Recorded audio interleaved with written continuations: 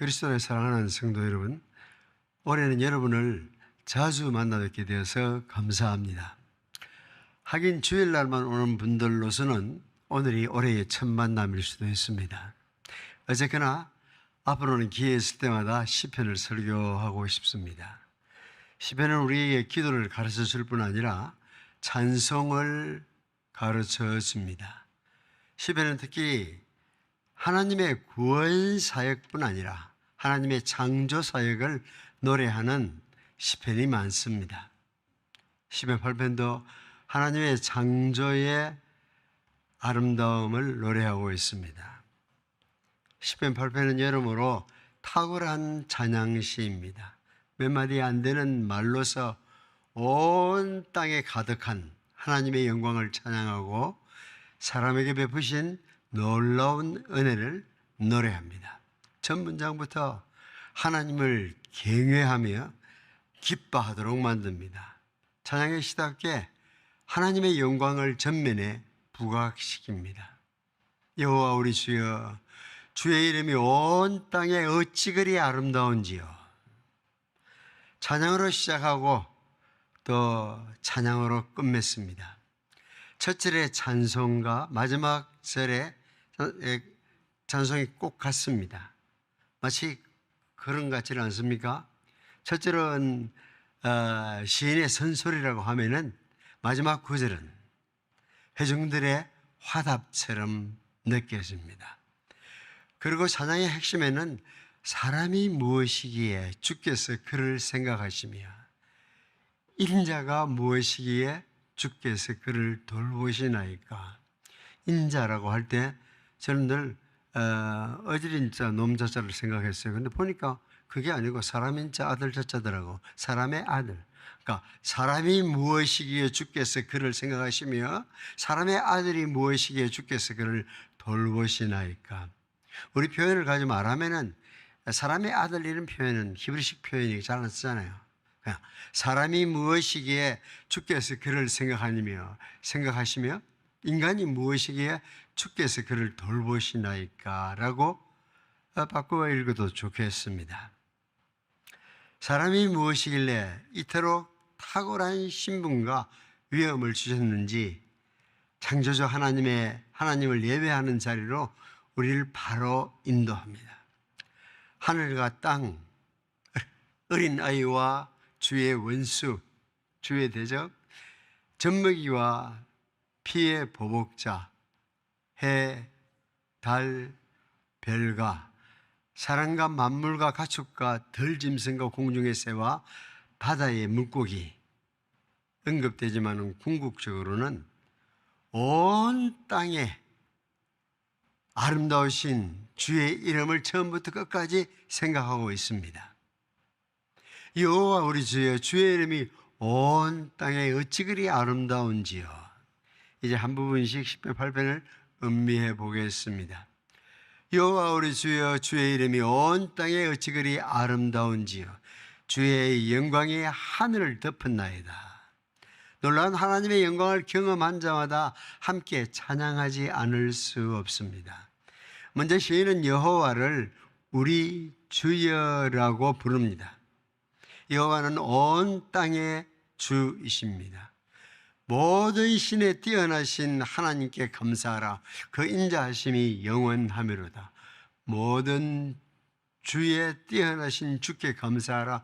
그 인자하심이 영원하미로다. 하나님은 모든 주의 주시며 온 우주의 통치자이십니다. 그 크신 하나님의 영광을 누가 적절히 나타낼 수 있을까요? 어떤 마음이 능히 다 헤아릴 수 있으며 어떤 입술이 능히 다 표현할 수 있을까요? 그의 영광은 온 땅에 가득하고 그의 능력은 만물에 충만합니다. 그의 손길마다 선하심과 인자하심이 풍성하게 나타납니다. 호산나, 주의 이름으로 오시는 이여. 종례주일에 예루살렘에 입성하는 주님을 향해서 어린 아이들의 합창을 기억하십니까? 어른들의 다친 입은 쉽게 열리지 않지만은 어린 이들의 찬양 속에 주의 영광은 밝히 드러납니다. 찬양은 어른들의 전유물일 수 없습니다. 찬양대는 어른들의 전유물일 수 없습니다. 그래서 초등학생들도 아니 그보다 더 어린 아이들도 얼마든지 더 순수한 마음으로 찬양할 수 있습니다. 주의 영광은 너무나 분명하고 그의 위엄은 너무나 확실하기에 어린이의 찬양과 젖먹이의 노래가 주님의 명예를 지키기에 충분합니다. 그들의 찬양 한마디 한마디가 주의 영예를 옹호하는 군대의 함성만큼 위력을 지닙니다. 주의 이름이 온 땅에 아름다운 이유는 무엇입니까? 그 이유는 주님께서 약한 자들을 통하여 강한 자를 부끄럽게 하시고 약한 자를 통해서 자신의 능력을 나타내기 때문입니다. 2절에는 주의 대적 원수와 보복자가 어린 아이와 젖먹이와 대조를 이룹니다. 그러면 어떤 무리들이 그 영광을 하늘 위에 두신 분을 감히 대적할까요? 그들은 하나님의 우주적인 주권을 부인하는 자입니다. 그들은 하나님의 역사 속에 통치를 거부하는 자들입니다. 그들은 하나님의 영광스러운 이름을 인정하지 않는 자들입니다. 하지만 그들과 대조적인 무리도 세상에는 있습니다. 어린 아이와 젖먹이처럼 연약하며 겸손한 자들입니다. 하늘과 땅에 가득한 주님의 영광과 계시를 믿는 자들입니다. 이들은 주의 이름을 부르는 자들, 주님께 기도하는 자들, 주님의 이름을 찬양하는 자들입니다. 하나님은 자신의 연약을 인정하는 자들과 어린 아이들을 사용하셔서 당신의 능력을 나타내십니다. 이들을 통해서 주의 원수와 보복자로 잠잠하게 한다고 그들의 논리를 잠재운다고 말하고 있습니다. 다음 부분으로 가볼까요? 주의 손가락으로 만드신 주의 하늘과 주께서 베풀어 두신 달과 별을 내가 보니 사람이 무엇이기에 주께서 그를 생각하시며 인자가 무엇이기에 주께서 그를 돌보십니까? 어린아이와 젖먹이를 통해서 주의 대적의 패역한 논리를 꺾는 첫 대조에 이어서 3절, 4절에는 두 번째 대조가 나옵니다. 광대한 하늘과 연약한 사람을 대조시킵니다. 마치 창세기 1장의 천지 창조와 2장의 인간 창조를 떠올려합니다. 시는 먼저 하늘을 바라봅니다. 양떼를 치던 다윗은 밤하늘에 떠있는 달과 별들을 바라보며 생각에 잠깁니다. 그는 달과 별이 빛나는 밤의 창공을 바라보면서 위대하신 하나님의 영광을 묵상합니다. 하늘의 모든 별들을 주의 손가락으로 만드셨다고 시적 고백을 합니다. 주님께서 자신의 손가락으로 탁월한 솜씨로 우주를 만드셨습니다. 이 모든 세상은 주님의 손가락으로 만드신 주님의 작품입니다. 시인은 하늘의 파노라마를 보면서 창조주 하나님의 위대함을 생각합니다. 또한 가히 없이 넓은 우주를 바라보면서 자신의 왜소함을 깨닫습니다. 사람은 밤하늘 구름 속에 은은히 비추는 달빛과 그 사이사이에 빛나는 별들을 보면서 살아야 합니다. 밤하늘 별을 보지 못하고 살면은 별 볼 일 없는 사람이 되고 말거든요. 무한하신 분 앞에서 유한한 자신의 존재를 실감합니다. 영원하신 분 앞에서 비로소 찰나적인 삶을 처절히 깨닫습니다. 인간의 슬픔과 불안이 하늘의 평화와 대조를 이룹니다. 이 모든 것이 사람이 무엇이기에로 요약됩니다. 광활한 우주를 볼 때에 사람은 아주 미미한 존재입니다.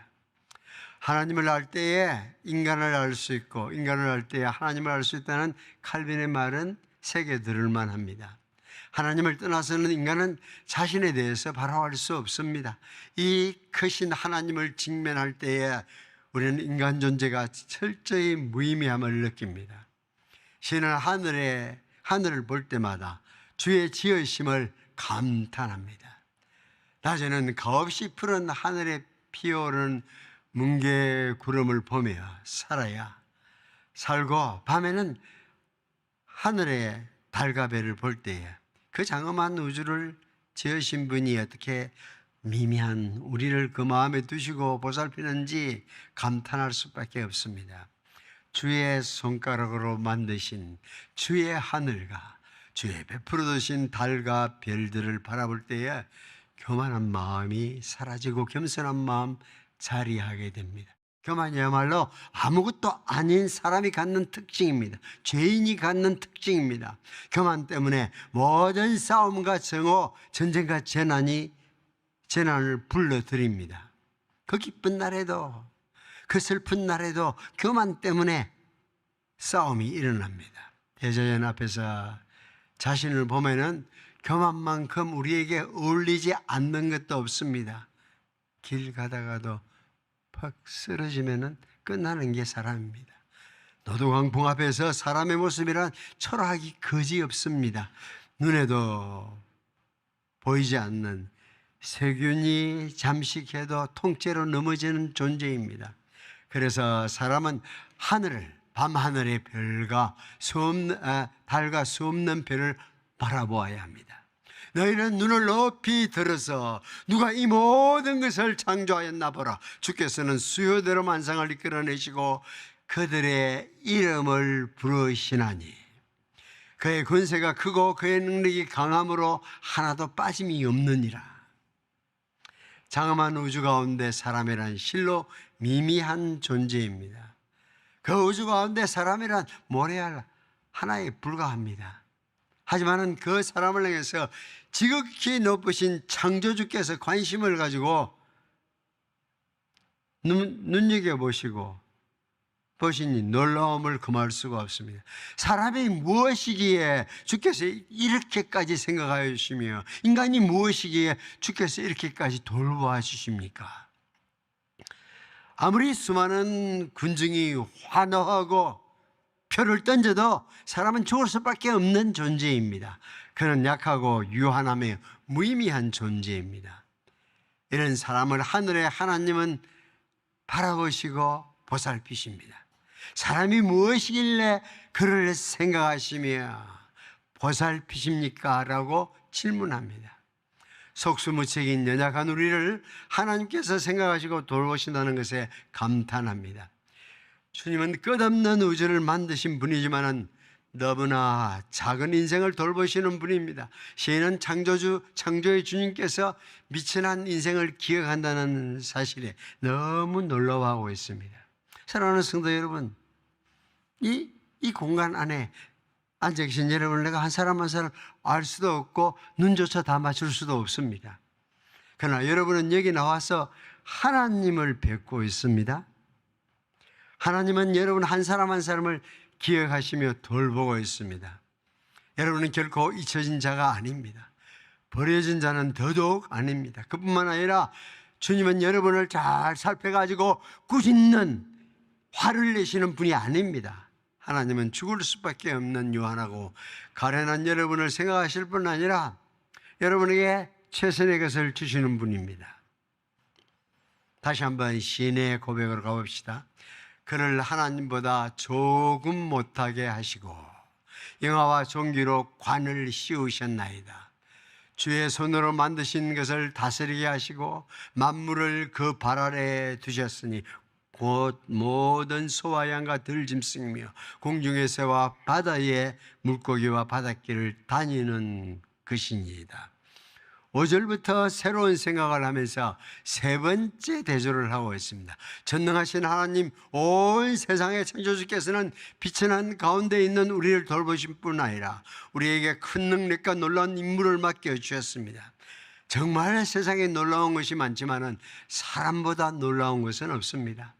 5절은 탁월한 인간의 지위를 상세하게 설명합니다. 그를 하나님보다 조금 못하게 하시고, 옛날 번역에는 뭐라 그랬죠? 천사보다 조금 못하게 하시고. 그런데 개역개정 성경이 이전 성경보다 잘 번역한 것이 참 희귀한데 이 번역은 이 부분은 잘 되어 있는 것 같아요. 그러니까 원어는 하나님보다 조금 못하게 하시고.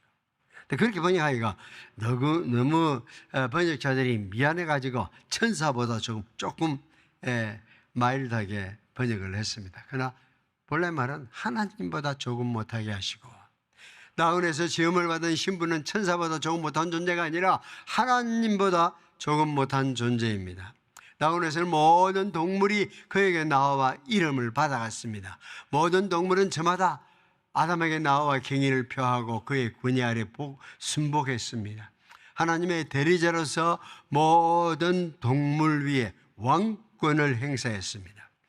그러나 아담이 타락하자 동물계는 말할 것도 없고 식물계조차 땅에서 난 풀포기 하나까지 인간의 권위에 도전합니다. 가시와 은근키가 그를 괴롭혔습니다. 농업 대신에 공업에 치중하면 산업재해가 뒤따라옵니다. 문명이 발달하면 환경오염으로 시달립니다.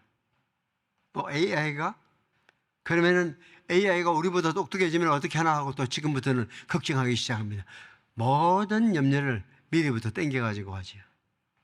여기 재난 속에 오신, 재난에 처한 인간을 위해서 오신 분이 있습니다. 인간의 본래의 신분을 오셔서 회복시켜 주십니다. 본래 위엄을 되찾아 주십니다. 예수 그리스도 안에서 인간은 그 영광스러운 신분을 다시 한번 되찾게 됩니다. 그를 하나님보다 조금 못하게 하시고, 죽음을 맛보신 그리스도는 실로 잠깐 동안 비천한 처지에 쓰였습니다. 그러나 부활로 승리하신 그리스도께서는 다시 왕권을 회복하십니다. 만물을 그 발 아래 복속시킵니다. 그날은 모든 사람이 그 앞에 무릎을 꿇고 그 입으로 예수 그리스도를 주라고 고백하게 될 것입니다. 그리스도의 고난에 오늘 동참한 성도들은 내일 그리스도의 영광에 또한 동참하게 될 것입니다. 그날 우리는 만물을 다스리게 될 것입니다. 그때는 하나님의 버금가는 위치에 서서 그리스도의 통치에 동참할 것입니다. 히브리인들은 강한 대조를 좋아합니다. 시인은 인간의 위대함을 노래하기 위해서 천사가 아니라 하나님보다 조금 못한 자라고 말하고 있습니다. 그를 하나님보다 조금 못하게 하시고 영화와 존귀로 관씌우셨습니다. 미약한 인간이 하나님을 대리하여 만물을 다스리는 자로 임명됩니다. 그래서 하나님은 인간을 당신의 형상으로 만드셨습니다.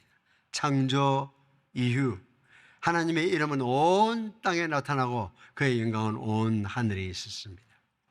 이제 하나님은 인간을 통해서 당신의 영광을 드러내시기를 기뻐하십니다. 해와 달과 별들만이 아니라 여러분들을 통해서 하나님의 영광을 나타내기를 소원하십니다. 어제는 세 번째 단락에 중심 주제를 제시하고 6, 7, 8절은 그것을 자세히 설명합니다. 창조주 하나님께서 사람에게 주신 인물을 만물을 그 발 아래 두셨다고 말합니다. 모든 것을, 피조 세계의 모든 것을 사람에게 맡기셨습니다. 창조주시여 세계의 통치자께서 인간을 이 세상의 만물의 왕으로 위임하셨습니다. 구체적으로 무슨 일이죠? 소와 양은 가축으로 길들인 짐승이요, 그뿐 아니라 덜 짐승, 야생동물까지 이들을 다스리는 것은 창조위로 위임받은 권세입니다.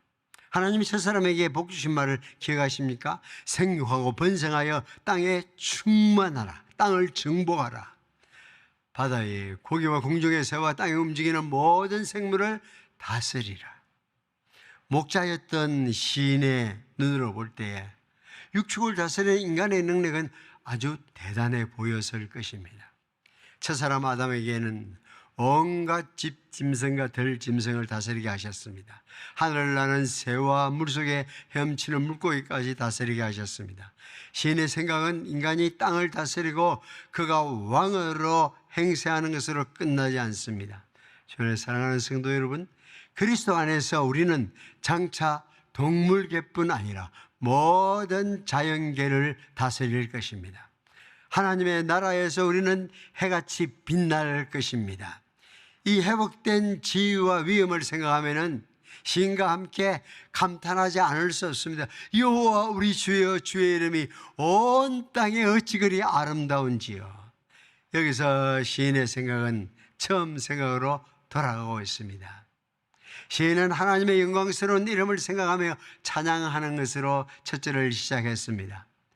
영광스러운 하나님께서 연약하고 보잘것없는 우리들에게 자신을 나타내신 것을 노래했습니다. 전능하신 창조주께서 죽을 수밖에 없는 인간을 기억하시고 돌보신 것을 감사했습니다. 만유의 주제께서 인간에게 왕권을 부여하신 것을 찬양했습니다. 이제 다시 마지막 절에 온 땅의 아름다운 주의 이름으로 돌아갑니다. 하나님을 찬양하는 것이 시편 8편의 최종 목표입니다. 선소리가 제시한 찬양의 주제를 맨 끝에 회중이 화답함으로써 이 시는 절정에 이릅니다. 시는 주님의 이름이 온 세상에 어찌 그리 아름다운지요 라고 고백적 찬양으로 시작했습니다. 신약 성도인 우리는 아름다운 이름 예수 그리스도를 떠올리게 됩니다. 이름으로 하나님이 그를 지극히 높여 모든 이름 위에 뛰어난 이름을 주사 하늘에 있는 자들과 땅에 있는 자들과 땅 아래에 있는 모든 무릎을 예수의 이름에 꿇게 하시고 모든 입으로 예수 그리스도를 주라 시인하여 하나님 아버지께 영광을 돌리게 하셨느니라. 호산나 다윗의 자손이여라고 예루살렘 성에 들어갈 때에 환호하던 아이들 생각해 보십시오. 예수 그리스도는 그의 순환을 통해서 비천한 자리에 내려가셨지만 이제는 그의 부활과 성천을 통해서 만물을 그 발 아래 두셨습니다. 부활을 통해서 존귀와 영광의 관시음을 받았습니다. 뿐만 아니라 우리 성도들까지 그를 통해서 창조주 하나님의 손으로 만드신 모든 것을 다스리는 영광스러운 지위를 회복할 것입니다. 예수 그리스도를 통해서 우리는 여호와 우리 주여, 주의 이름이 온 땅에 어찌 그리 아름다운지요라는 찬양을 새롭게 드리게 될 것입니다. 사랑하는 우리산교회 성도 여러분, 세상을 살 때 이 긍지를 가지고 살아가십시오. 예수 그리스도 안에서 세상 모든 것을 그 발 아래 다스릴 자로서 살아가십시오. 세상 것에 연연해서 세상 것에 매여서 살지 마십시오. 세상 어떤 것도 우리의 신앙 여정에 덫이 되지 않게 하십시오. 심지어는 교회에 나오는 것까지도, 예배 드리는 것까지도 세상 것을 성취하는 하나의 수단으로 여기려고 하고 있습니다. 여기서 내가 정성을 기울이면서 나가서 복 받을 거라고 우리는 복 받은 자들이기에 여기 와서 지금 예배하고 있습니다. 이생의 염려와 재리의 일락의 기운이 막히지 않도록 하십시오. 세상 사람들이 두 가지예요. 없는 사람은 늘 이생의 염려, 현세의 염려입니다. 그래서 어떤 사람은 염려분과 위원장도 됩니다. 뭐든지 염려합니다. 그런가 하면은 모든 것을 넘치도록 주면 그걸 가지고 어떻게 놀 것인지, 세상의 염려 아니면은 재리와 일락에, 돈 그리고 쾌락에 빠져들어가는, 세상 염려에 시달리지 마십시오. 절대 입에 거미줄을 쳐가지고 죽는 사람 봤습니까? 그런 사람 없습니다. 세상 쾌락에 몰입되지 마십시오. 사랑하는 우리 산교회 성도 여러분, 만물을 발 아래 두고 영원히 다스릴 우리의 신분을 기억하십시오. 이제부터 대자연을 바라보면서 그 크신 위엄을 묵상하십시오. 아름다운 대자연을 바라보면서, 바다 보입니다, 산 보입니다, 계곡 보입니다, 강이 있습니다. 우리 산의 대자연을 바라보면서 우리 하나님의 지으신 그 천지를, 그 세상을 노래하는 여러분 되기를 바랍니다.